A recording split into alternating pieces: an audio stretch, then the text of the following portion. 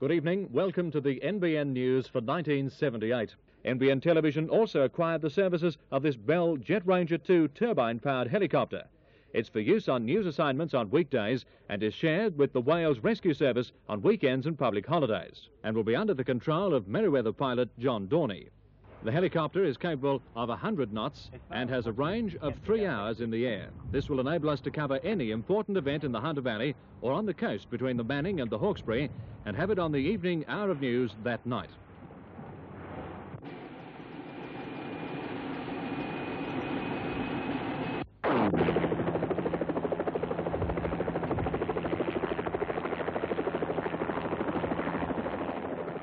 Before we had the helicopter, we had 5 crews, 5 cars, and when we got the helicopter, they sold one of the cars and they said, well, your new car is the helicopter. And there were 5 cameramen, and we'd be rostered for a week to the helicopter as our car. So it was good fun. You know, you'd stop for your meal breaks and your morning and afternoon teas on a mountain top or by a creek or something, and it was sort of like... Yeah, you were living the dream. Besides the Sydney stations, NBN were one of the first to actually own their own helicopter for news gathering.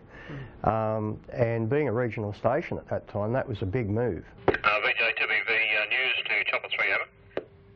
Chopper 3, go ahead. We've got an urgent news job on here. We want you to proceed to Cessnock, over. It was different because you never knew what was happening, so you had to be prepared all the time. Along with the cameraman, as I say, you'd be out doing a normal story, and then all of a sudden you have to go, like the earthquake. And I could look down to Newcastle because I was off the ground. I didn't feel anything, and I looked down at Newcastle, and there's just this great big dust cloud right over the top of Newcastle. Our chopper crew captured the huge crowds turning up for the earthquake relief concert in 1990. Surfest 85 action was shot from the air. The chopper crew beamed back live shots of the Royal Motorcade when the Queen visited Newcastle in 1988, and when solo sailor Tony Mowbray arrived home from his epic voyage in 2001. Them were the good times, Clive. Like, we could fly up and get up into the Barrington Tops when the first snowfall of the year. You know, who else can actually land a helicopter? You know, you felt like a millionaire. You land a helicopter in the middle of the snow and have a snowball fight and shoot it, and then there it was a news story. You know, what a life. Cookie recalls the reception the chopper got on one of its early visits to the Upper Hunter.